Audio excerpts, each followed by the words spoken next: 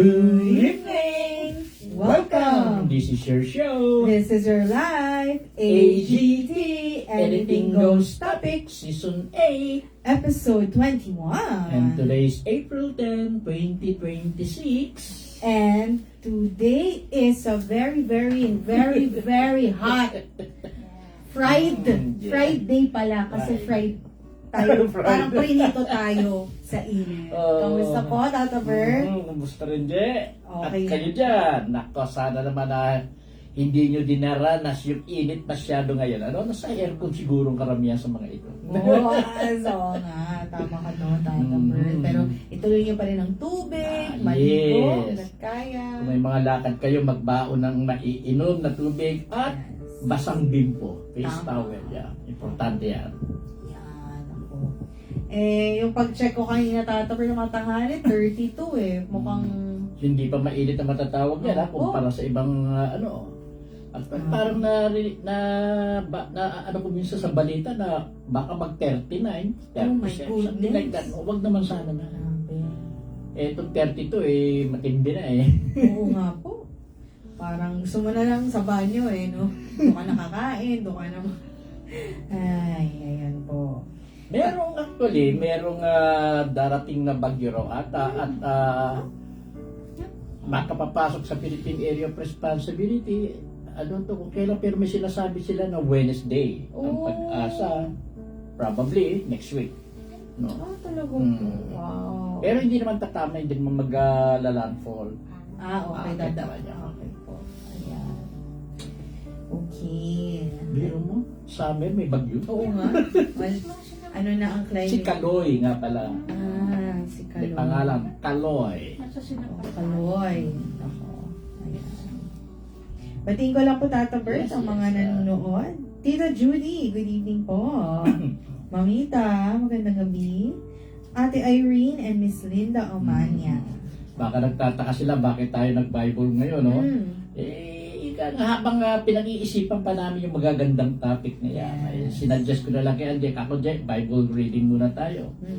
Opo. At masaya naman kasi at maganda pag-usapan. Ay, oo, totoo naman. Lalo na itong mga recent natin na Tata Bert, para tayo naka-next episode, di na tayo parang nabibitin parati yung susunod. Kala nga natin may oras pa noon nung tinignan natin, mahaba pala. Mahaba pala, di pwede. Yes, ayan. Yeah, very exciting. Ayan po. Tata Bert, may mga nakalap ka po ba? Wala akong nakalap na mga balita, hindi ako nakapaghanap kanina. More on inantok, tinulog yung antok. Okay lang, Tata Bert. Ganun ang ginagawa ko. Pag nakaramdam ako ng antok, talaga ipipikit ko Yes. Opo. Correct. Ayan. Ako naman, Tata Bert, ang nakalap ko, congratulations sa mga pumasang doktor. Yes. Ay, oo, tama. Meron po. Ayan. So, mga nasa recto na po si Nedjo. Ibang doktor pala yun. Hindi, ang top na pumasa, si Mr. Nicanor Reyes ay, baka kamag-anak mo, Tata Bert. Ang pangalan ng isang, Nicanor Reyes. Hospital, di ba? Hindi ba pala Diba? Pero merong kilalang tao na ang pangalan ni Nicanor Reyes. Nicanor Reyes. Ayan. Ano po siya? Sa FEU siya nag-aral. So, top ang FEU. Congrats. Ayan. At nakakatuwa yung ibang nasa top 10 na pumasang mga doktor. Hindi yung kilala nating mga eskwelahan. So, nakikita mo, ay, thank you Lord. Diba? Mga sa probinsya at Telinda, yung mga holy something academy, hindi ko na pumaano. Pero hindi siya yung usual Ateneo, Lasal. So nakakatuwa. It means na, diba, kung lahat merong opportunity na maganda yung classroom, na maganda ang lahat ng infrastructure. Ay, ang daming, sa totoo lang, ang daming pong matatalinong Pilipino. Yes. Pagdating lang sa eleksyon, medyo nagiging bobo. Yun lang. Pero nako, congrats po sa inyo and yan, salamat sa tiyaga at sipag ng pag-aaral. Ayan. Kahapon pala, araw ng mga bayani, dahil Bataan Day, Tata Bert. Araw ng Kagitingan. Araw ng Kagitingan, yes. Opo. Ayan. So, yun, Tata Bert, Bataan Day ang tawag, di ba dati? Polo of Bataan. Polo of Bataan. Opo. Iba pa po yun ba ba Tata Bert sa Death March or parang yun din yun? Hindi. Pero may connection May din doon. connection, Pero no? Death March kasi, parang hindi naman doon. Hindi naman doon. Eh, iyan na natin dahil Opo. yung panahon nun, Panahon yan eh. Yes. Oo. Death March. Oh. Death March. Tatandi. Ayan. Ano pa po ba? Yes. O nga, holiday pala kahapon. Ano pa po bang nakalap ko mga bali? Ay, nabalitaan mo ba, Tata Bert, yung Artemis 2 na yung nagpunta sa space? Merong mga astronaut na yun, nagpunta sila sa space. Wala, ang ganda lang nung makuha nila yung mundo. Tapos may kuha din yung Pilipinas na talagang malinaw. Wala ka View ba? from the, Yes. from the space. So, syempre yung mga picture nila, yung mga book nila nakaganyan. Grabe no? Pero wala lang. Tapos imagine nyo na ang mundong nakita nila, ganito lang tayo. Tapos ito yung Milky Way. Isang ano palang galaxy. Tapos, pag nag-zoom out ka ng zoom out, ganito lang kaliit ang Milky Way. So, patiting lang tayo sa, yun ang grabe hindi mong phenomenon na hindi mo, talaga alam mo nga, may Diyos talaga. Kasi, walang nakakaabot noon, wala eh. Galing talaga. Kaya sabi na sinyo, dito sa mundo, tulog lang ang tao. Correct. Ang hiniling lang yan pag gumawa ka ng pag Yeah. Ay, ang ganda. Ganda pa sabi ni Sinda. Ulitin ko, Miss Sinda. Sabi po ni Senyor, Tulog lang. tuldok lang tayong mga tao dito sa mundo. Malaki lang yan pag gumagawa ka ng mabuti magdinig. Lalaki yan pag gumagawa ka ng mabuti, magnining. Ganda, no? Oh, ganda. Ganda ang sinabi mo, Senyor. Dito ka na nga, Senyor. Mukhang may potential kang magturo. Ang mga gagandang lecture. Yan. Mga banalisahan mo, Senyor, ha? Baka naman. Ang dami ng question. Baka antayin mo mag-slow pa sa Pilipinas bago ka makabalik dito. Ayan. Basahin ko lang po, Tata Oh, Bert. yes. From Miss Chona Acuña. Hi, Chana. Maalinsangan gabi po, Senyor, Tata Bert, at sa magandang ate ng bayan. Wow, yun pa talaga nakasulat ha, hindi ko po dinoktor. Miss ko na po kayong lahat, lalo na ngayon, paano makapunta. Sa Marikina pa yan kasi sa Marikina yan, Chona. Ayan. Sana makapunta. Yun na, sobrang init. Pagpunta ka kasi, Chona, mag-ano ka na, yung magbaka ka ng tubig. Usong ngayon yung mga Jisoo Life na electric fan, o kahit anong electric fan. Nakakatulong. Opo, ayun. Parang ako pala yung maraming chika kay Tata Bert. May nadaanan ako sa TikTok. Tapos, hindi ko alam, bigla na lang tumululo ako. Hindi naman, yung mood ko naman nun, busog ako. So, dapat isa ako. Yung merong silang nadaanan na jeepney driver. So, tumululo ako kasi sinasabi niya dun, grabe po, yung 300 na kinikita namin bawat araw. Tapos naiiyak na lang sila. Kasi siguro lalo kung umiyak na may mga pasahero daw na nagbabayad ng 100, hindi na nila kinukuha yung split. Grabe no? Marami ako narinig na ganyan. Nag-jeep din ako eh. Ah, yes, Marami ako narinig na ganyan talaga. Okay na ho yan. God bless you, Tata Bert. At God bless sa lahat ng mga tumutulong sa ating Maraming mga ganyan na pasahero. driver. Ako. Pag nagbayad, may pasobra. Okay na ho yan. Kaya Sinasabi ito, nila. wala yan sa kulay. Yan. Oh, wait lang ko nakarinig ng ganyan. Meron ganyan. Kakatuwa. Yung maliliit na bagay na ganyan, malaking tulong yan para sa mga driver. Sobra talaga. Tata Bert. Kasi kahit piso na. Yes. Ano sa Opo. Pero matutuwa ka talaga kasi yun akala nyo nilalang nyo lang yung mga jeepney driver. Hindi natin kayang ginagawa nila. Alam nila kung sino hindi pa nagbabayad. Kaya nilang magmaneho. Nakausap yung misis nila habang may nag-aabot ng bayad. Nagda-drive sila at kausap nila yung katabi nilang driver. Diba? Ako tatabit pag mga minsan pag lumalabas kayo, mag-observe kayo na hindi lang tutulog lang kayo, pero i-appreciate nyo yung nasa paligid nyo na wow, di ba? Di ko kaya na magko-compute ka na may ka-check tapos, teka, hindi ka pa nagbayad. Di ba? Kaya, Konti na lang eh, magsiselfone na rin sana. Binibilang nila yan eh. Bawa yan. galing eh. Oh, Tansyado na nila. Ang bilis, di ba? Kaya ako. Araw-araw pa naman dyan. Oo, ayun nga, araw-araw, di ba? Eh tayo naman, bilang pasahero, alam natin kung kailan tayo bababa. Kahit tulog tayo, para, ayan na pala yung bahay. Tama naman yun. Pero anyway, saludo po. Hindi lang naman lahat ng mga nagsisikap Yes, para yes. makasurvive araw. Lalo na sa panahon ngayon. Kaya, mga 2 weeks ceasefire ni Trump. 2 weeks lang pinigay. Pero, tuloy natin ang pagdadasal. Sana yung ceasefire na nila magtuloy-tuloy na. Grabe ang dinulot na hirap talaga. Yes. Grabe. Ay, oh Lord, please, have mercy and help us. Mhm. Ayan. Tuloy na natin tatabert Okay, ang pagpasalpidya. Ang daldal na ni Anje. Okay. Yan. Pagbasa mula sa libro ni Ezekiel, chapter 20. Ang kalooban ng Diyos ay sinuway ng tao. Noon ay 10 araw ng 5 buwan ng 7 taon ng aming pagkabihag. Lumapit sa akin ang ilan sa pinuno ng Israel upang sumangguni kay Yahweh. Nang isangguni ko sila, sinabi naman sa akin ni Yahweh, Ezekiel, anak ng tao, sabihin mo sa kanilang ipinapatanong ko kung naparito sila upang sumangguni sa akin. Ako ang Diyos na buhay. Sabihin mong huwag silang sasangguni sa akin. Ikaw ang humatol sa kanila. Ikaw na ang magsabi sa kanila ng mga kasuklam-suklam na gawain ng kanilang mga ninuno. Sabihin mong pinapasabi ko na noong piliin ko ang Israel, ako'y nangako sa kanila. Nagpakilala ko sa kanila sa lupain ng Ehipto nang akong si Yahweh ang magiging Diyos nila. Ipinapangako kong iaalis ko sila sa Ehipto at dadalhin sa lupaing inilaan ko sa kanila.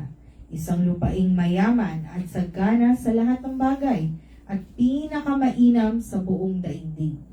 Sinabi ko sa kanila noon na talikuran nila ang mga Diyos-Diyosa ng Ehipto at huwag nilang sambahin ang mga iyon sapagkat ako ang Diyos nilang si Yahweh. Ngunit hindi nila ako sinunod. Hindi nila ako pinakinggan. Hindi nila tinalikuran ang kasuklam-suklam na mga bagay na iyon na iniwan ang mga Diyos-Diyosan ng Ehipto. Sige po. Balik po tayo.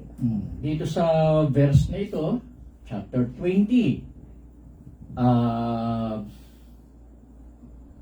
dito kasi naikwento, no, nabanggit ni Yahweh kay Ezekiel. Ito yung panahon na ang mga taga-Israel ay in captivity sa Babylonia. At doon nga, sinabihan ni Yahweh si Ezekiel na sabihin sa mga tao yung maraming bagay tungkol sa mga ginawa nilang kamalian. Lalo't higit, yung ginawa nilang pagsamba sa Diyos-Diyosan. Inirelate din dito, no, yung tungkol sa pagkakaligtas ni Yahweh sa mga taga-Israelita nung sila ay nasa Egypt pa. Nangako ang mga taga-Israel noon na si Yahweh lang ang kanilang magiging Diyos. So pinalaya sila at yung pangako ni Yahweh sa kanila na dadalhin sila sa promised land ay tinupad naman ni Yahweh. Ang problema, nagkaroon ng pagbabago sa paglipas ng panahon. Nakalimutan na ng mga taga-Israel yung kanilang pangako na si Yahweh lang ang kanilang sasambahing Diyos.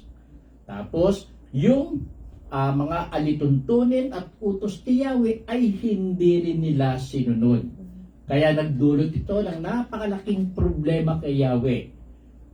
Dahil yung bansa na kanyang itinatagi, lumihis ng landas. Hindi na siya ang sinasamba, bagkus pinalitan na siya ng mga Diyos-Diyosan. Kaya dito nagalit mismo si Yahweh at nag-amba na paparusahan ng gusto ang mga taga-Israel na siya naman ginawa niya.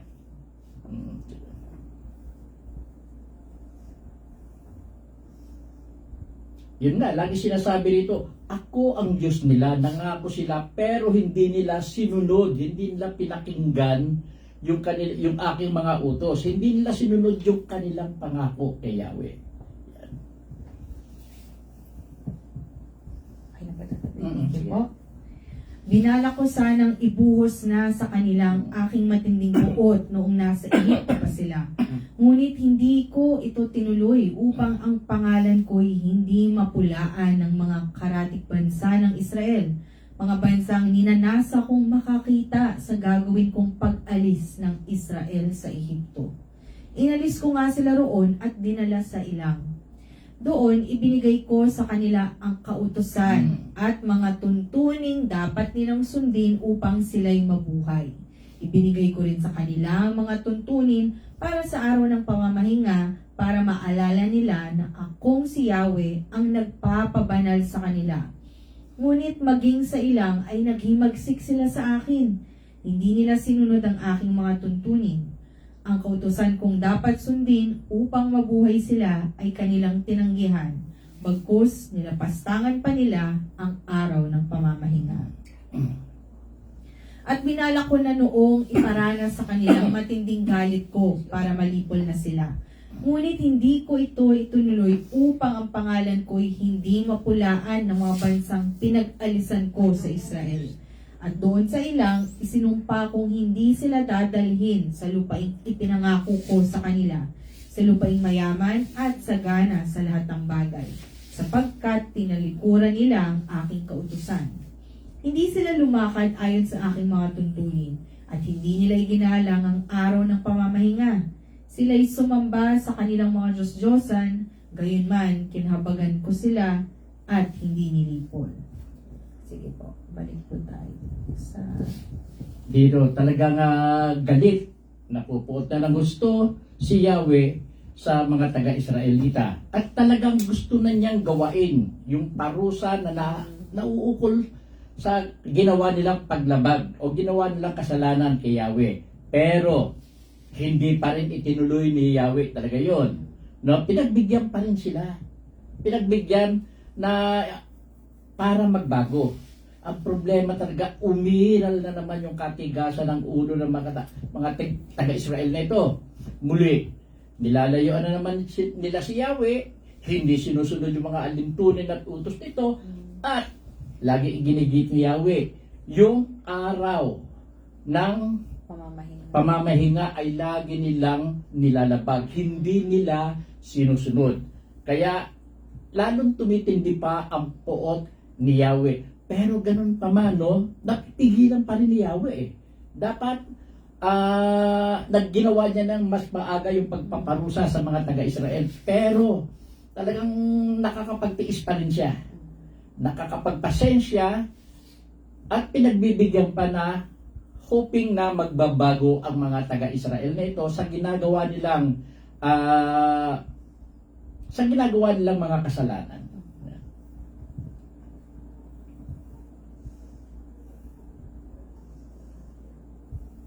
Yan, tuloy po tayo, verse 18. At sinabi ko sa kanilang mga anak na huwag nilang tultularan ang masamang pamumuhay ng kanilang mga ninuno, ni susundin ang ginawa nilang mga tuntunin at huwag sasamba sa mga Diyos-Diyosan. Ako, si Yahweh, ang kanilang Diyos. Sinabi kong lumakad sila ayon sa aking mga tuntunin at sunding mabuti ang aking kautusan. At pahalagahan nila ang araw ng pamamahinga sapagkat itong mag-uugnay sa kanila at sa akin. At sa ganito'y makikilala nilang ako si Yahweh, ang kanilang Diyos.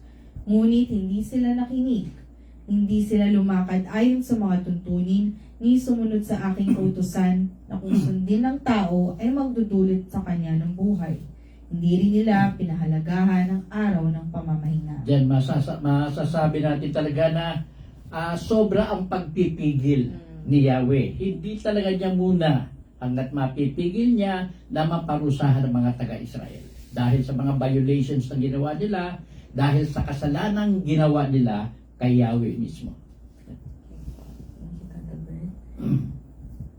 At inisip ko na namang ibuhos sa kanilang aking matinding puot. Ngunit hindi ko rin itinuloy ito upang ang pangalan ko hindi mapulaan ng mga bansang pinag-alisan ko sa kanila. At sa ilang, isinumpa kong pangangalatin sila sa iba't ibang bansa sapagkat hindi nila sinunod ang aking mga tuntunin at kautusan. Hindi nila pinahalagahan ang araw ng pamamahinga at nahumaling sila sa mga Diyos-Diyosa ng kanilang mga ninuno. Kaya't binigyan ko sila ng mga tuntuning hindi magdudulot sa kanila ng buhay. Hindi magtutuloy na hindi magdudulot sa kanila ng buhay. Hinayaan ko na silang mahumaling sa paghahandog sa kanilang mga Diyos-Diyosan. Oh, yun. Binayaan kong ihandog nila pati ang kanilang mga panganay upang sila mismo'y mangilabot. Sa gayon, makikilala nilang ako si Yahweh. Yun, no? Hindi. Kaya't binigyan ko sila ng mga tuntuning hindi magdudulot sa kanila ng buhay. Hinayaan ko na silang mahumaling sa paghahandog sa kanilang mga Diyos-Diyosan. Parang ganito yan no? Ang tigas ng ulo nyo ayaw nyong mapagbawalan. Sige, gawain nyo, bahala kayo. Yeah. Ganyan ang sinabi. Yes. Halos ganun ang sinasabi Tama, ni Yahweh Tata dyan. Bert. Ayaw nyo mapapansin, bahala kayo. Kung ano problema nyo yan. Yan, Yes, yan, tama. yan. At talagang naapektuhan din ang nung ganun ang ginawa ni Yahweh. At kinakailangan kasi malaman din ng mga taga-Israel kung gaano kahirap ang idudulot din ng pagsuway nila kay Yahweh. Yeah. Yung iba nga yan di ba? Inialay pa yung anak nila. Yung mga anak nila inialay pa bilang handog. Oh. Sa pag-aakala na may makukuha sila sa mga Diyos-Diyosan ang pinag-alayan nila doon, wala naman. So, nagsiiyakan din sila dahil namatayan na nga sila ng anak. Yeah. Yun ang parang gustong ipahiwatig sa kanila ni Yahweh. Kaya, bahala kayo kung ano yung gusto nyo mangyari dyan. Napakatigas ng ulo nyo. No. Yun, ganun yan Actually, good yan. Oo. Interpretation talaga. Yun yung modern na Correct. Yeah. Thank you po. Tuloy natin verse 27. Kaya Ezekiel, sabihin mo sa kanila na ito ang pinapasabi ni Yahweh na kanilang Diyos. Minsan pa'y nilapastangan ako at pinagtaksila ng inyong mga ninuno. Nang dalhin ko sila sa lupaing ipinangako ko sa kanila, naghandog sila sa mga altar, sa mga burol, at sa ilalim ng malalagong punong kahoy. Doon sila nagsunog ng kanilang mga handog na siyang dahilan ng pagkapuot ko sa kanila. Doon din nila dinalang mga handog na inumin. Tinanong ko sa kanila, ano bang klaseng altar ang pinaghahandugan ninyo sa mga burol? Hanggang ngayon, ang matataas sa lugar na yaon ay tinatawag na Bama. Sabihin mo rin sa kanila, ipinapasabi ni Yahweh, gagawin din ba ninyo ang kasuklam-suklam na gawain ng inyong mga ninuno? Hanggang ngayon, naghahain kayo ng mga handog tulad ng inihain nila at sinunog ang inyong mga anak bilang handog sa mga Diyos-Diyosan. Bakit ngayon ay sasangguni kayo sa akin? Ako si Yahweh, ang Diyos na buhay. Huwag kayong makasangguni-sangguni sa akin. Hindi mangyayari ang iniisip ninyong pagtulad sa ibang bansa at pagsamba sa Diyos-Diyosang kahoy at bato. Yan. Huwag kayo baka, dyan. Yun yung sabi niya. Ang cute din ni Yahweh. Yahweh. Kaya Ezekiel, sabihin mo sa kanila na ito ang pinapasabi ni Yahweh sa kanilang Diyos. Ng kanilang Diyos. Minsan pa'y nilapastangan ako at pinagtaksila ng inyong mga ninuno. Yung mga ninuno nito, mga Israelita na ito, tinulungan na nga na makalabas ng Ehipto, no? Papunta sa Promised Land. At habang naglalakad sila, naglalakbay papunta sa Promised Land, may mga ginawa na pala yung mga ninuno. May mga inukit na sila ng mga Diyos-Diyosan na sinasamba nila, inaalaya nila. At umabot pa doon sa punto na pati yung mga anak ay iniaalay nila doon sa mga Diyos-Diyosan na iyon. Kaya galit na galit talaga si Yahweh sa kanila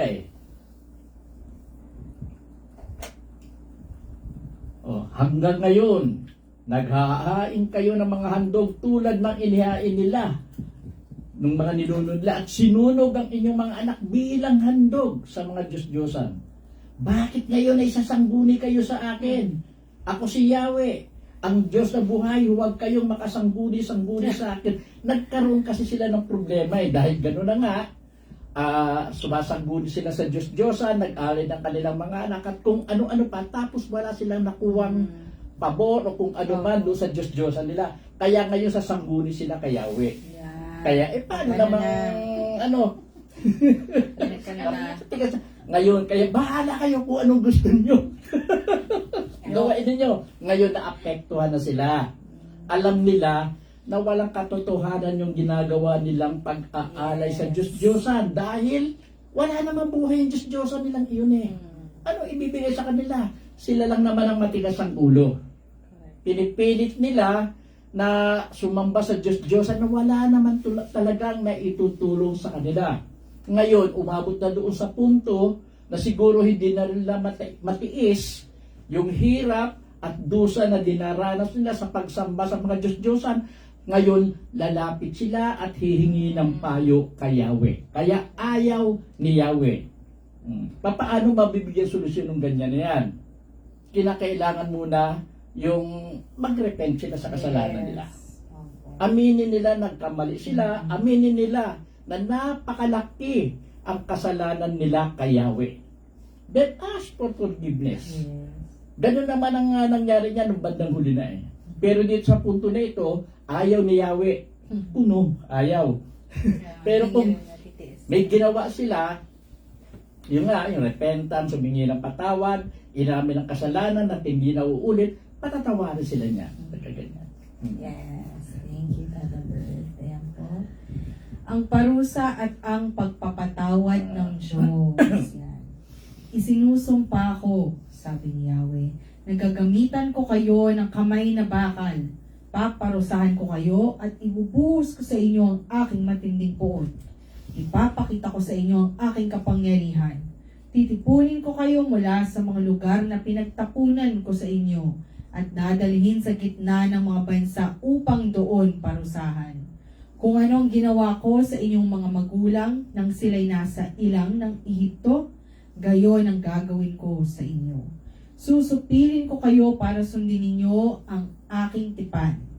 Ihihiwalay ko ang mga mapaghimagsik at makasalanan. Iaalis ko nga sila sa lupaing pinagtapunan ko sa kanila, ngunit hindi sila makakapanirahan sa Israel. Sa gayon, makikilala ninyong ako si Yahweh. Ito dito na naman, ikinwento na naman yung tungkol sa yung parusa, yung pagpapatawad na gagawin ni Yahweh. Ipapakita ko sa inyo ang aking kapangyarihan. Titipunin ko kayo mula sa lugar na pinagtapunan ko sa inyo at dadalhin sa gitna ng mga bansa upang doon parusahan. Kung ano ang ginawa ko sa inyong mga magulang nang sila'y nasa Ehipto, gayon ang gagawin ko sa inyo. Yun bang na-exile sila eh. Ito rin, kinikwento na rin dito yung mangyayari. Yung nga nang kukunin sila ng, nangyari, kinikwento nga para ito kay Ezekiel, in captivity na sila sa Babylonia. Yun ang ibig sabihin, no? Susupilin ko kayo para sundin ninyo ang aking tipan. Yung utos na yan, yung Old Covenant yan. Ihihiwalay ko ang mga mapaghimagsik at makasalanan. Yan ang sinabi kay Ezekiel nung earlier part ng libro niya, di ba? Pinaghiwalay yung mapaghimagsik at makasalanan. Iaalis ko sila sa lupaing pinagtapunan ko sa kanila, ngunit hindi sila makakapanirahan sa Israel. Sa gayon, makikilala ninyong ako si Yahweh. Yeah.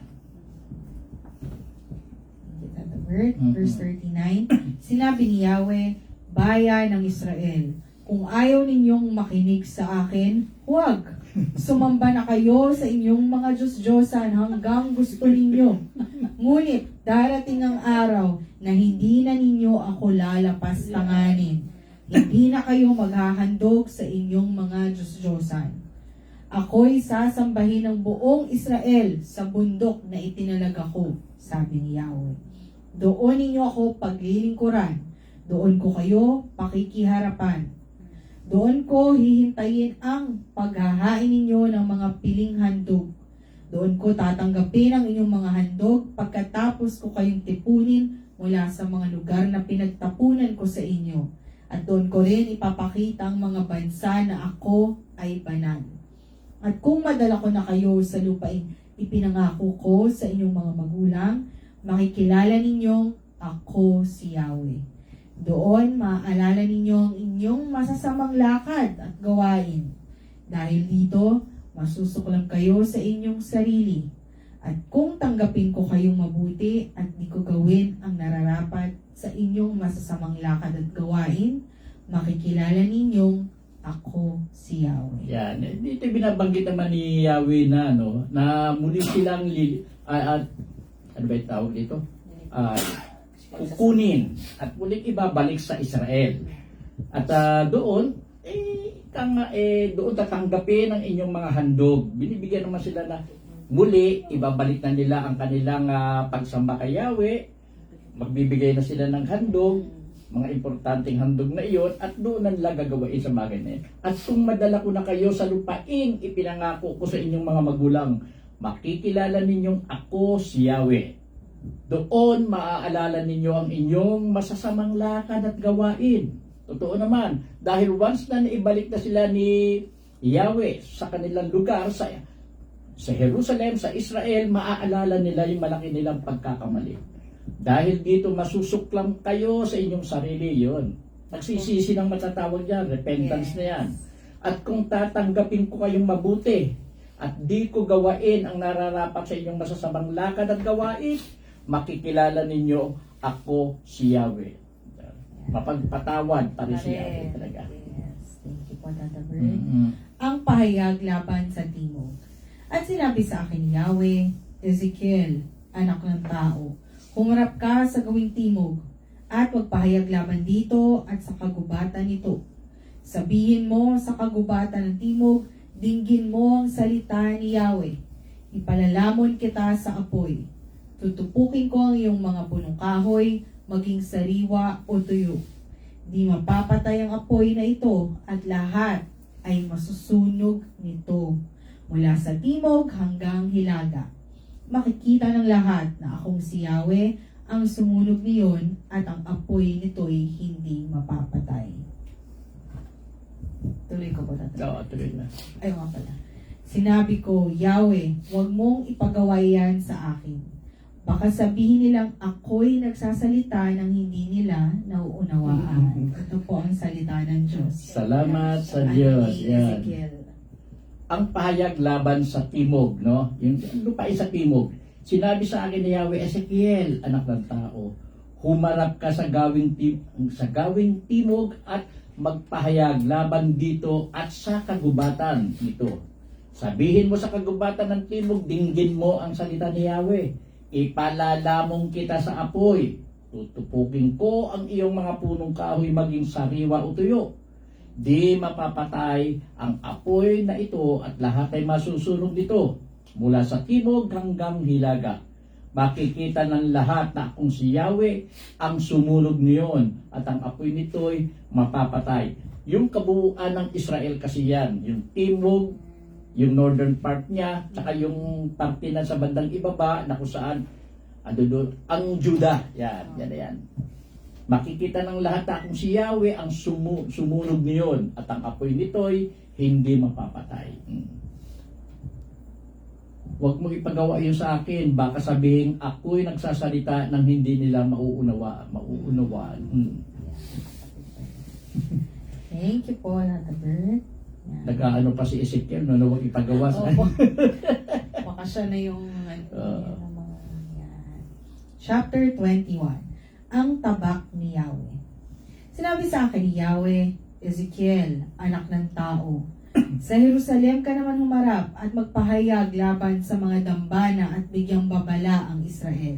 Sabihin mo, ganito ang sabi ni Yahweh, ako ay laban sa iyo. Bubunutin ko ang aking tabak at papatayin ang masama't mabuti. Ang pagbunot ko nito ay laban sa lahat ng tao, mula sa timog hanggang sa hilaga. Sa pamamagitan nito ay makikilala ng lahat na akong si Yahweh ang nagbunot ng tabak at hindi ko ito isusuksok muli. Kaya Ezekiel, manangis kang walang tigil at iparinig mo ito sa kanila. Kapag itinanong nila kung bakit ka nananaghoy, sabihin mong dahil sa balitang iyong narinig. Kapag ito'y nagkatotoo, paghaharian ng takot ang lahat ng tao, mangangalay ang lahat ng kamay, Panghinaan sila ng loob at mangangalog ang lahat ng tuhod. Dumating na ang panahon at ngayon na. Yan na, yung pagpaparusa. Ito na, Yes. yung tungkol sa tabak ni Yahweh. Actually, ito na yung pagsakop na gagawin ng Babylonia sa Israel. Norte, pati hanggang Juda yan. Sabihin mo ganito ang sabi ni Yahweh, ako ay laban sa iyo. Sa Israel na nga, dahil nga sa kasalanan niya, bubunutin ko ang aking tabak at papatayin ang masama at mabuti. Wala talaga, damay-damay na kasi eh. Yung gagawin, yung pagbunot ng tabak ni Yahweh, yan ay pagpaparusa. Yan na ang pagsakop, gera yan eh, war. Pagsakop na gagawain ng Babylonia sa kabuuan ng Israel. Mas worse ang nangyari talaga sa Juda. Sa Jerusalem na, binanggit din dyan. Ang pagbunot ko nito, ibig sabihin, tuloy na yon. Sa pamamagitan nito ay makikilala ng lahat na akong si Yahweh ang nagbunot ng tabak. At hindi ko ito isusuksok muli. Ibig sabihin, yung nagparusa talaga ay si Yahweh. Siya ang nagbunot ng tabak. At hindi ito isusuksok muli. Para ba sinasabi na pagka hindi kumpleto yung magiging invasion na gagawin ng Babylonia, hindi niya isusuksok muli yun. Kaya Ezekiel, manangis kang walang tigil at iparinig mo ito sa kanila. Dahil grabe talaga yung mangyayaring iyan. Kaya maawa na lahat kung ano man ang napipil ni Ezekiel. Kapag itinatanong nila kung bakit ka nananaghoy, sabihin mong dahil sa balitang iyong narinig. Kapag ito'y nagkatotoo, paghaharian ng takot ang lahat ng tao. Mangangalay ang lahat ng kamay. Paghihinaan sila ng loob at mangangalog ang lahat ng tuhod. Dumating na ang panahon at ngayon na. Hindi, nung panahon ni Ezekiel kasi, ito yung panahon na nung ma-exile, yung batang hari, si Jehoiakim, doon kasama doon si Ezekiel. Kaya yung talagang pag-invade ng Babylonia, panahon ni Sedekia yun eh. Yung huli-huling hari, hindi pa nangyayari. Pero yung sinasabi ni Ezekiel, gano'n ang mangyayari. Yung nangyari na yun ng panahon ni Sedekia. Yan. Thank you po, Tata Bert. Verse 8. Sinabi pa sa akin ni Yahweh, sabihin mo sa kanila, ang tabak ay inahasa na at pinakintab. Pinatalim ito upang ipamatay ng walang pukna. Pinakintab upang kumislap na parang kidlat. Walang makakahadlang dito. Sapagkat di ninyo dininig ang payo. Ang tabak nga ay pinakintab upang gamitin. Ito'y pinatalim para ibigay sa kamay ng berdugo. Managhoy ka, anak ng tao. Ang tabak na ito'y gagamitin sa aking bayan at sa kanyang mga pinuno. Sila'y papatayin kasama ng buong bayan. Kaya tumangis ka.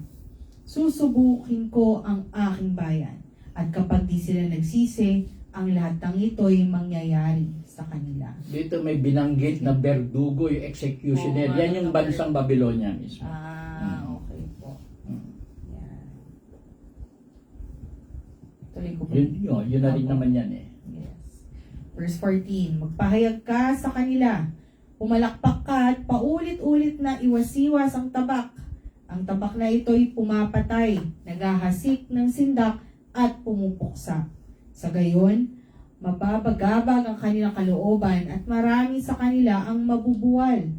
Binabalaan ko sila sa pamamagitan ng tabak na ang kislap ay tulad ng kidlat. Handa itong mamuksa. Tataga ito ng kaliwat kanan magkabi-kabila. Papalakpak din ako para mapawi ang matindi kong puot. Akong si Yahweh ang may sabi nito. Kita mo yan, papalakpak pa si Yahweh. Para matanggal yung puot niya. Galit na galit talaga siya kasi sa mga kasalanan ng mga taga-Israel dito. Lalo't higit yung pagsamba nila sa Diyos-Diyosan. Kaya yan, halos mamamatay ang lahat sa gagawing pananabot ng Babylonia. Yun mismo kasi yung binabanggit na berdugo rito ni Yahweh na magsasagawa ng pagpatay, na naggera, na pagpatay sa mga taga-Israel na ito. Wala halos pati maiiwan yan, iilan lang. Yan. Verse 18. Ang tabak ng hari ng Babylonia. Sinabi pa sa akin ni Yahweh, Ezekiel, anak ng tao, gumawa ka ng magkasangang landas na siyang dadaanan ng hari ng Babylonia na taglay ang kanyang tabak. Ang puno nito ay magbubuhat sa isang bayan lamang. Maglagay ka ng palatandaan sa lugar na pinaghiwalayan ng 200. Ang isa ay patungo sa lungsod ng Raba, sa Amon, at ang isa ay sa Juda, sa nakukutaang lungsod ng Jerusalem. Pagdating ng hari ng Babylonia sa sangandaang iyon, hihinto siya upang sumangguni sa kanyang Diyos-Diyosan. Hahaluin niya ang kanyang mga palaso sa lalagyan at susuriin ang atay ng hayop ng panghandog. Magbubunot niya ang palaso na may tatak na Jerusalem. Ito ang hudyat ng paglusob upang wasakin nila ang mga pintuang bayan at magtayo ng mga tanggulan. Subalit ito hindi paniniwalaan ng mga taga-Jerusalem dahil sa kanilang mga kasunduang pinagtibay. Ngunit ito'y mangyayari para maalala nila ang kanilang kasamaan at magbabala na mahuhulog sila sa kamay ng mga kaaway. Ang tabak ng hari ng Babylonia. Anak na Ezekiel, anak ng tao, gumawa ka ng magkasangang landas. Pinagagawa si Ezekiel ni Yahweh ng magkasangang landas. Iisa lang ang pinanggalingan noon, no? Yung pinanggalingan Babylonia, magkasangang landas. Yung isa pagawi sa lungsod ng Raba sa Amon, at yung isa naman sa Jerusalem. Si Nebuchadnezzar na hari ng Babylonia noon ay pipiliin. Ano rin siya, naniniwala rin to sa mga Diyos. May Diyos-Diyosan din sila eh. At meron ding ritual na ginagawa yan, pipiliin kung sino ang uunahin itong sakupin. Yung Raba ba, yung siyudad ng Raba, sa Amon, o ang lungsod ng Jerusalem. Lumalabas doon na ang lungsod ng Jerusalem ang unang gigerahin, at ganun nga ang nangyari. Hahaluin niya ang kanyang mga palaso at talaan. Mabubunot niya ang palaso na may tatak na Jerusalem. Ito ang hudyat ng paglusob upang wasakin nila ang mga pintuang bayan at magtayo ng tanggulan. Winarningan na ni Yahweh ang mga taga-Jerusalem, ang mga taga-Juda sa mangyayaring iyan. Ang problema, ayaw maniwala. Yung hari noon ito na si Jehoiakim, naniniwala na hindi gagawain ng Babylonia yon dahil may tutulong sa kanyang bansa, yung Egypt. May pinagsasandi, hindi nangyari Ang nangyari ito, unang tinalo pa ng Babylonia ang Egypt. Ang nangyari kay Jehoiakim, nag-ano siya para bang pumayag na sa nitong Babylonia. So inilagay siya. Ang problema nito, tinraidor din niya yung Babylonia. Gumawa siya ng paraan na kaya tuloy-tuloy na yung pagsakop na ginawa. Yan. At nagbabala sa nahuhulog sila sa kamay ng mga kaaway. Verse 24. Ito nga ang pinapasabi ni Yahweh. Alam na ng lahat ang masasama ninyong gawain at paghihimagsik. Kayo'y hinatulan ko na. Pababayaan ko kayong mahulog sa kamay ng inyong mga kaaway. At ngayon, masamang pinuno ng Israel, dumating na rin ang iyong oras, ang pangwakas na parusa sa iyo. Akong si Yahweh ang may sabi nito. Hubarin mo na ang iyong turbante at korona. Mababaliktad na ang dating katayuan.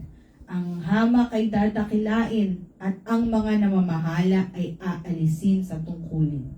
Lubusan kong wawasakin ang lungsod sa pamamagitan ng taong pinili ko upang magsagawa nito. I stand corrected nga pala doon sa hari, no? Hindi si Jehoiakim, si Sedekia na pala yon.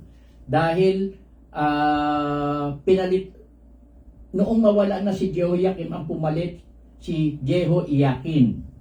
Kasama na ni Ezekiel doon sa Babylonia eh. So, itong warning na sinasabi na ito dito ay para kay Sedekia.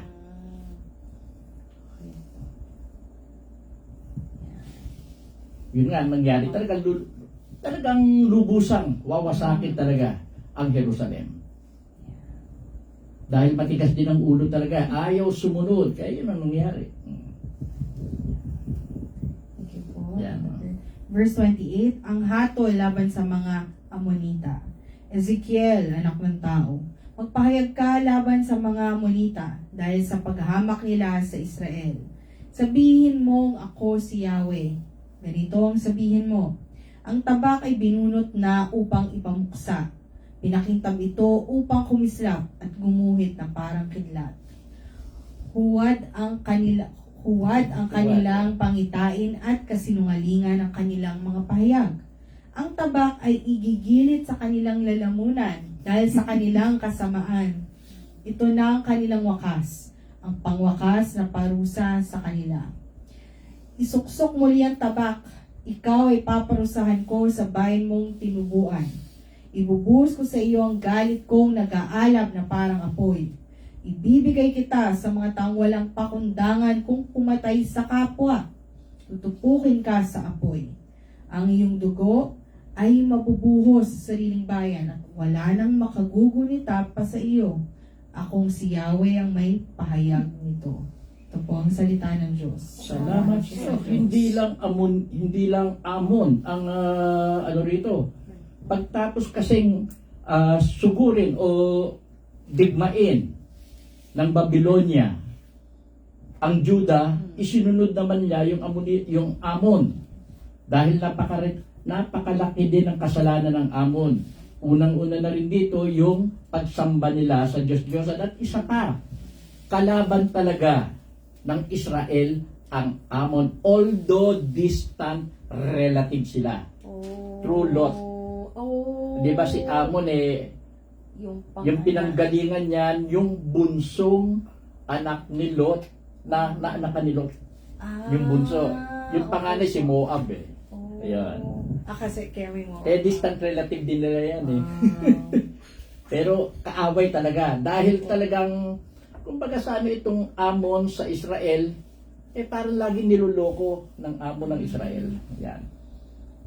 Pero ang nakapagtataka, nung mangyari na yon, bakit dito tutupukin ka? Parang ang binabanggit naman dito, yung Babylonia mismo rin. So pagtapos sa Amon, nangyari na, parang binabanggit na rin dito yung prophecy na mangyayari sa Babylonia mismo. Parang ibubuhos ko sa isusuksok muli ang tabak. So tapos na sa Amon. Ikaw ay paparusahan ko sa bayan mong tinubuan. Ibubuhos ko sa iyo ang galit kong nag-aalab na parang apoy. Ibibigay kita sa mga taong walang pakundangan kung pumatay ng kapwa. Si Cyrus the Great yan, Iran or Persia. Tutupukin ka sa apoy. Ang iyong dugo ay mabubuhos sa sariling bayan at wala nang makagugunita pa sa iyo. Akong si Yahweh ang may pahayag dito. Pag may bayan kasi noon o kaharian na tinatawag na wala nang makagugunita pa sa iyo, it pertains to Babylonia. Yun. Pero kaya pala isusuksok po muli ang aking taba. Dahil tapos na. Dahil tapos na sa Amonita. Huhugutin niya uli yon. Next customer. Babylonia naman yung next customer. Pero kasi talagang, di ba parang binanggit din tatabit nung nakarang kabanata na dun sa gitna yung papalibutan ng mga karating bansa ng mga talagang doon na paano. Ano muna, Babylonia muna yung mega, ang ano no, sa bandang huli Babylonia rin ang titirahin ni Yahweh. Okay talaga. Ayan. Yan. So, thank you po, Tata Bert. Yan po. Yan. So, grabe po ang Digmaan. galit. Yes, ang galit talaga. Galit ni Yahweh. Yan. Ang ganda rin ginagawa niya, no? Gagamitin niya ang isang bansa para giyarahin ito. Opo. Dahil hindi siya mismong personal na mag-aaral. Pinapagawa niya sa iba sa Opo. utos niya Siya may plano, may maniobra Yes. Ayan Mm. po. Chapter 22. Ang kasamaan ng Jerusalem. Sinabi sa akin ni Yahweh, Ezekiel, anak ng tao, ikaw nang humatol sa lungsod na itong puno ng mamamatay tao. Ipamukha mo sa kanilang kasuklam-suklam nilang gawain. Sabihin mong ito ang pinapasabi ko sa kanila. Darating na ang iyong wakas dahil sa pagpatay mo sa maraming tao at pagsamba sa mga Diyos-Diyosan. Malaki ang pagkakasala mo dahil sa pagdanak ng dugo at sa pagkumaling sa pagsamba sa Diyos-Diyosan, ikaw na rin ang gumawa. Dumating na ang iyong wakas. Ikaw ay lalaitin at kukutyain ng lahat ng bansa. Aalipustahin ka ng lahat ng bansa, malayo o malapit man, dahil sa labis mong kasamaan. Babylonia na nga yan yung sinasabihan. Yung binibigyan ng babala. Opo. Na darating din yung panahon na mawawasak din ng gusto ang Babylonia. Sila ang susunod. Dahil na rin sa kasalanan nila, yun nga, marami ipinapatay, maraming ginyera, maraming naging captive na gawa nila, at yung pagsamba nila sa Diyos-Diyosan. Aalipustahin ka ng lahat ng bansa, malayo o malapit man. Ganun nga Dahil sikat na sikat yung bansang Babylonia noon Ang dami naiinggit na bansa niyan dahil napakalakas. Diyan aalipustahin ka ng lahat ng bansa once na nawala na yung Babylonia. Thank you for that verse. Tingnan natin verse 6. Ang mga pinuno ng Israel ay nagtiwala sa kanilang lakas at walang awang pumapatay. Nawala na ang paggalang sa mga magulang. Inapi ninyo ang mga dayuhan, gayon din ang mga ulila at balo. Winalang halaga ninyo ang mga bagay na itinalaga para sa akin, pati ang araw ng pamamahinga. Nagsinungaling ang ilan upang maipapatay ang kanilang magustuhan. May mga kasamahan kayong kumain ng handog sa mga Diyos-Diyosan. Ang iba na may gumagawa ng mahalay na gawain. Sa kapulungan ninyo'y may sumisiping sa asawa ng kanilang ama. Ang iba na may sumisiping sa babaeng kasalukuyang nireregla. Mayroon namang humahalay sa asawa ng kanyang kapwa. May biyanang lalaki na sumisiping sa kanyang manugang at ang iba na may sa kanilang kapatid, sa ina o sa ama. May nagpapaupa naman upang pumatay ng kapwa. At mayroon pang nagpapatubo ng malaki kung magpautang. Ako'y lubusan na ninyong kinalimutan. Binabanggit dito yung mga naging hari, no? Ang mga pinuno ng Israel ay nagtiwala sa kanilang lakas at walang awang pumapatay. Dahil hari nga, akala, powerful talaga, ganon. Pero hindi nila alam na magkakaroon ng hangganan din yung kaharian nila. Nawala na ang paggalang sa mga magulang. Pinapinin niyo ang mga dayuhan, gayon din ang ulil at balo. Ginawa talaga ng mga hari yan. Mula nung maging hari si Hosias, yung mga naging anak niya puro masamang hari. Sumunod sa kanya si Jehoahaz. Sumunod kay Jehoahaz si Jehoiakim. Si Jehoiakim nga. Sumunod yung anak ni Jehoiakim, si Jehoiakim. Tapos Hedekias. Lahat yan puro masasamang hari. Doon sa punto na meron namang humahalay sa asawa at kanyang kapwa, si Jehoahaz yan. Pati asawa ng may asawa pinapakialaman niya. Pati nanay niya nagkaroon sa ng relasyon si Jehoahaz. Grabe. Pati asawa ng anak niya, pinakialaman niya. Pati biyanan niya. Loko nga Tapos pinapapatay pati mga asawa ng mga yun. Yan. Jehoahaz. Yan yung binabanggit dyan kanina. May biyanang lalaki na sumisiping sa kanyang manugang. Siya yan. Ang iba na may sumisiping sa babaeng kasalukuyang nireregla. Siya rin yan. Yan salbahing hari sa Jehoahaz. Ahas, no? Ahas talaga.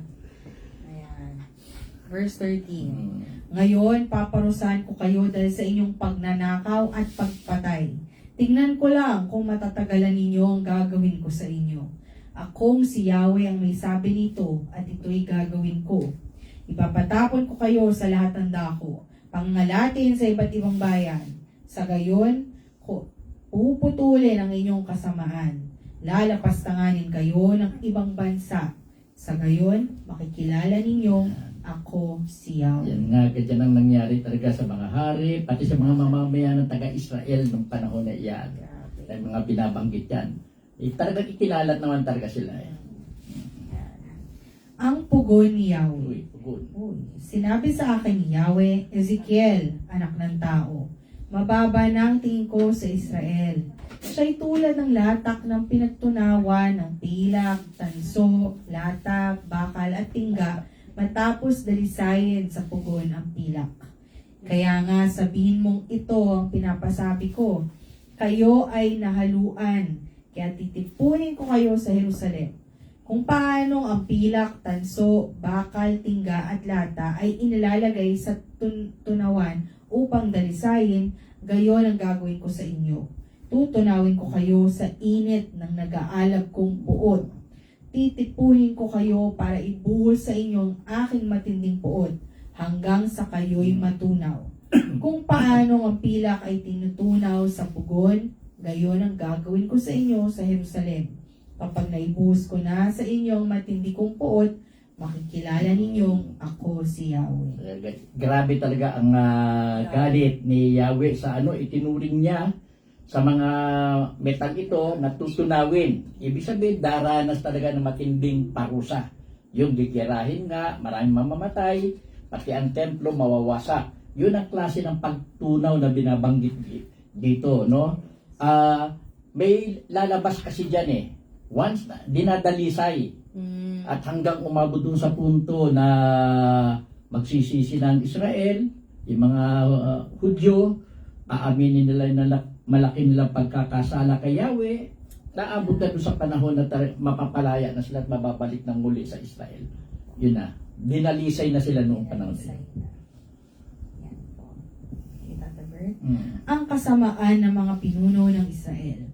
Muling nagsalita sa akin si Yahweh, Ezekiel, anak ng tao, sabihin mo sa mga Israelita na ang lupain ay marumi dahil sa kanilang kasalanan, kaya paparusahan ko ito dahil sa pagkapuot ko.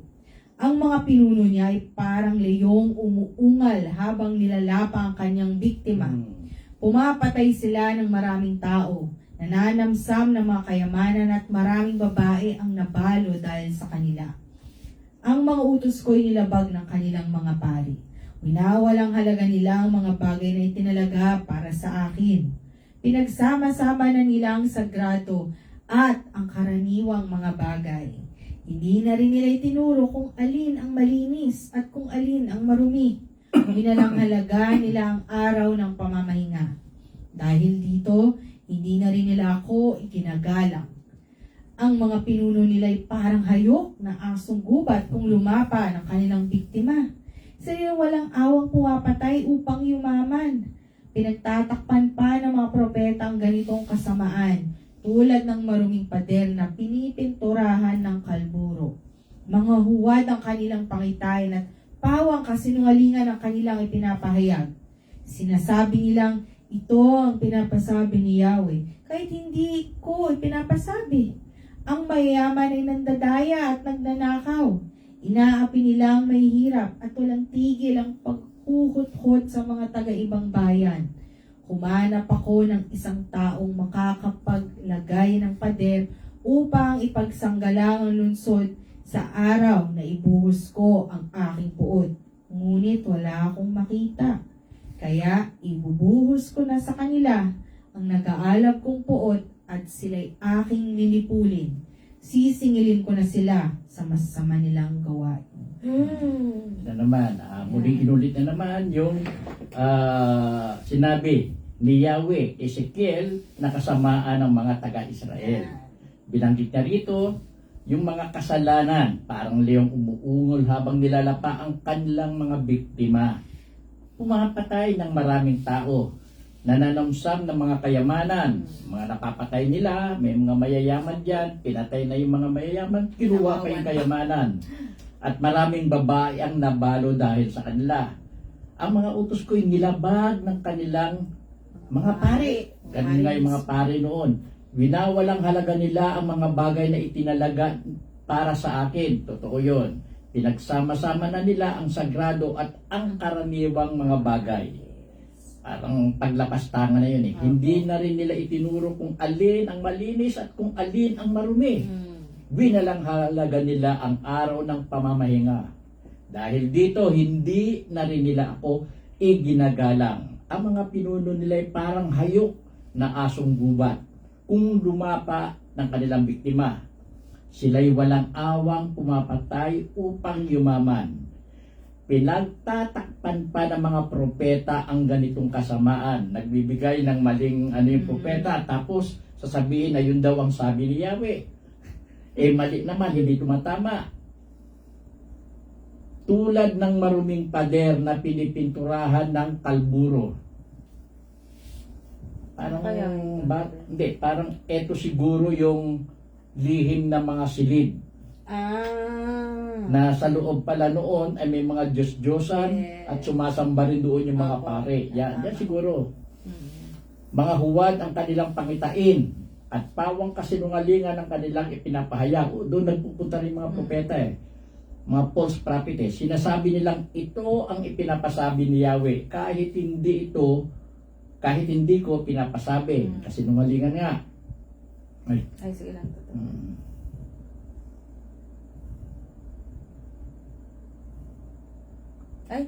Ay, wait lang, tatlo.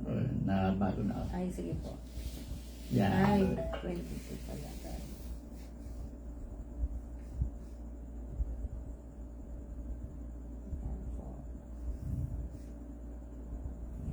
Yan. Pumanap ako ng isang taong mga huwad ang kanilang pangitain at pawang kasinungalingan ang kanilang ipinapahayag. Yan ang sinasabi ng mga propeta. Sinasabi nilang ito ang ipinapasabi ni Yahweh. Yan. Isang kasinungalingan yon. Kahit hindi ko ipinapasabi. Ang mayayaman ay nandaraya at nagnanakaw. Inaapi nila ang mahihirap at walang tigil ang paghuhut-hut sa mga taga-ibang bayan. Humanap ako ng isang tao makakapaglagay ng pader upang ipagsanggalang ang lungsod sa araw na ibuhos ko ang aking puot. Ngunit wala akong makita. So, ibig sabihin walang tao na na makapagsasa. Parang yung parang kay Abraham tsaka sa Diyos din, na pag may isang mabuti rito, hindi niya wawasakin. Walang kwalify. So, lahat nung nandoon na yon talagang masasama. Hindi, parang ganun din dito yung binabanggit eh. Humahanap siya. Ako ng isang taong makakapaglagay ng pader upang isang galang ang lungsod sa araw na ibuhos ko ang aking puot. Ngunit wala akong makita. Ganun din sa Sodom and Gomorrah, parang ganyan. Diba? Pinalaya na lang muna sila Lot doon. Eh dito wala talaga. Kaya tuloy yung tuloy ang pagwasak talaga.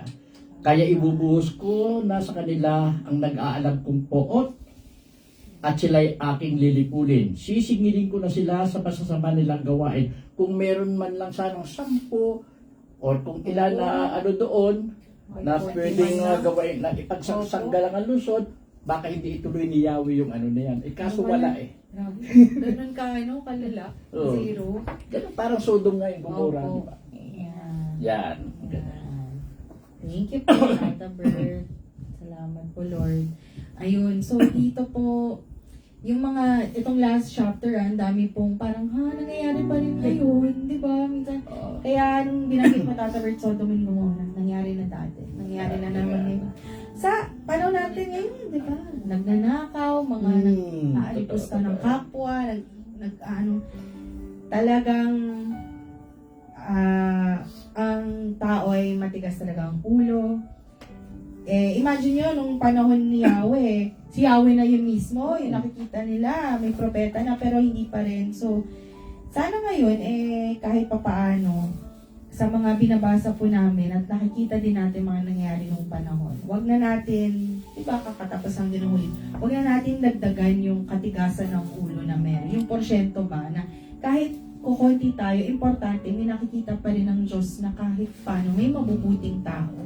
Kaya nga, di ba, naniniwala talaga ako sa sinasabi ni Senyor, tama yung sinasabi niya, kahit ano gawin sa'yo, di ba, kahit patawarin mo pa rin. Kaya di ba minsan, syempre naman, bakit gano'n lang yung ginawa sa inyo? Parang pinapatawad mo pa rin. Pero, hindi natin maiintindihan hanggat hindi natin, tulad nito, mga ganitong binabasa natin, mga nangyayari na marirealize natin. Oo, talagang, yun yung gusto ng Panginoon na gawin natin. Yung magmahal tayo talaga sa kapwa, patawarin. Kaya nga, it doesn't, di ba, cost to be kind. Parang, kaya-kaya naman natin maging mabuti. Ba't di natin gawin? I-try. Kasi minsan malaki yung, kunwari yung nabanggit din nung nakaraan, di ba?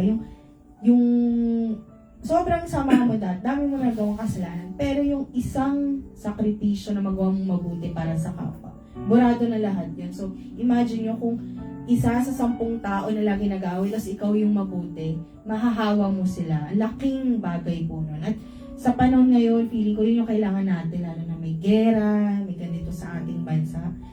That's the least we can do. Kung hindi natin kaya magbigay ng financial, hindi natin kaya yung maging mabuti ka, naku po talaga, God bless you. So, yun lang sa akin, Tata Bert. Always be kind.